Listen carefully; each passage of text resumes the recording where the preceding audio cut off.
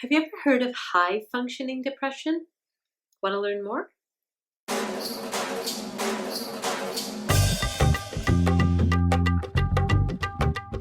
Hi there, and welcome back to Ask Dr. Saira, the show where I answer your questions about spirituality, mental health, personal growth, relationships.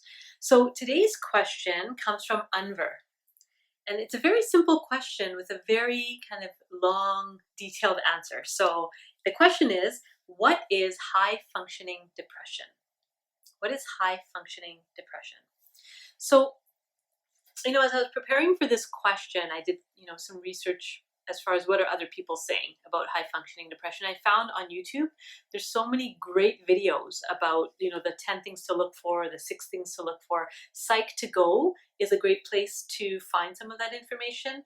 And I also really like Katie Morton and her kind of mental health education. I don't get anything for telling you that, but I just find for myself in my own practice, I find those 2 resources useful. I can probably put a link in the bottom somewhere here so you can learn more.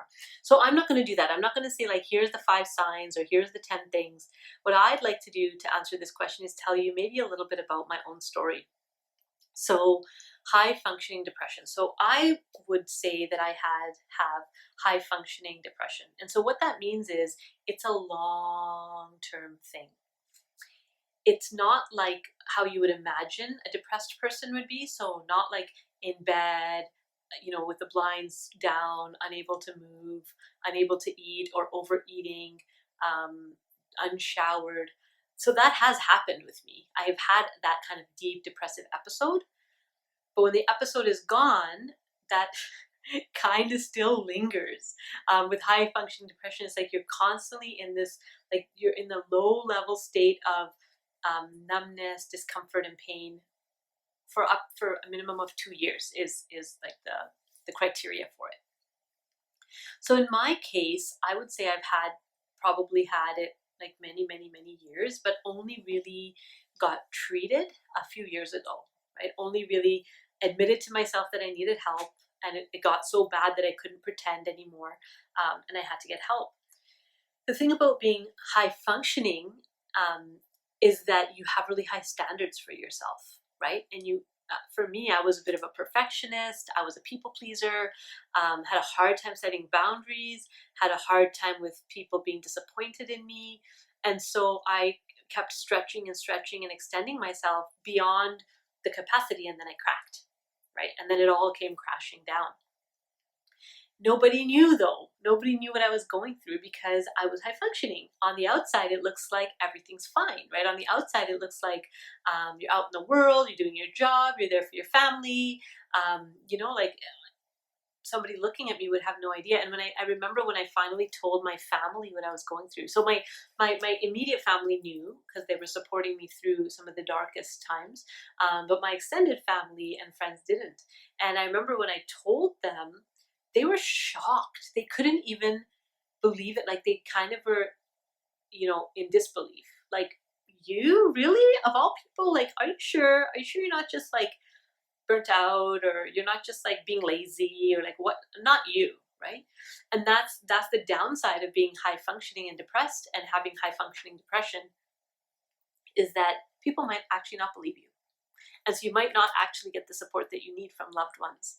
I was lucky in that I had really great support from professionals, right? But even at the beginning, some of my loved ones even were just not getting it. They weren't getting how bad it was because I had been, and my own fault. I was the one kind of putting on a mask, pretending everything was okay because there was so much shame, right?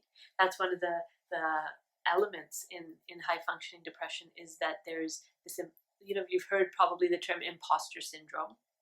So imagine day to day to day, always feeling that in everything you do. Like making a video, feeling like an imposter. Making a meal for your family, feeling like a fraud, right? Why? Because I had a mask on.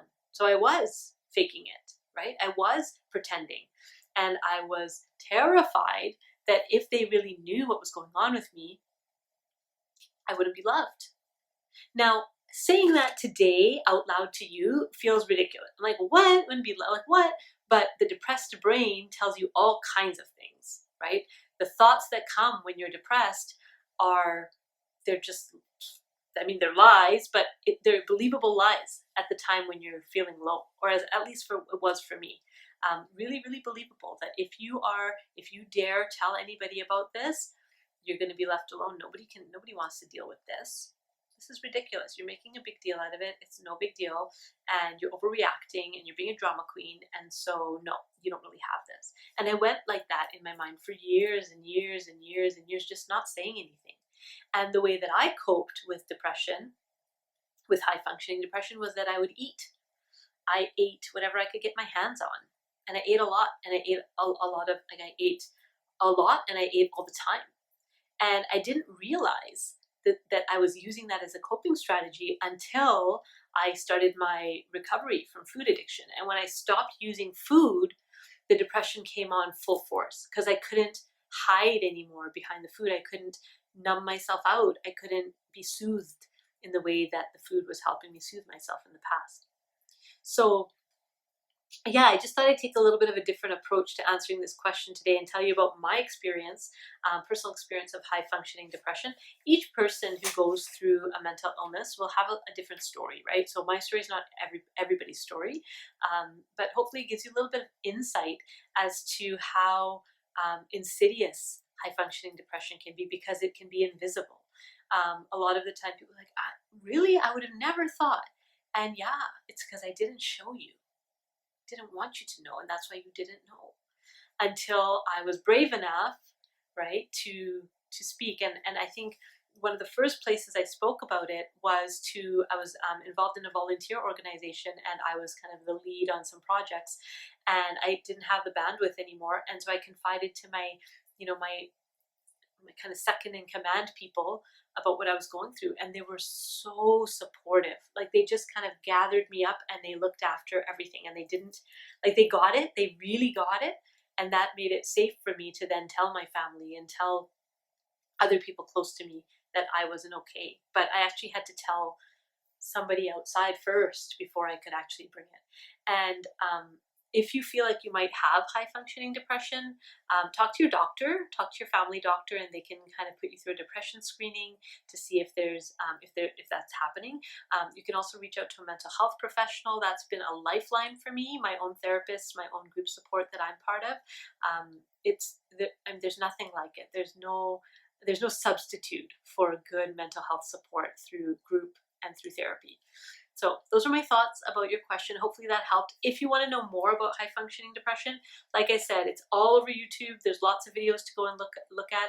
I just wanted to do this one a little bit differently today, but I hope that was helpful. If you want to kind of join us and be part of our community in a more kind of two-way, this is like you watching us, right? But if you want to come and be part of it and have more of a dialogue, come to one of our classes or courses. You can find the information on our website, which is at the end of the video, and we'd love to meet you. Take care.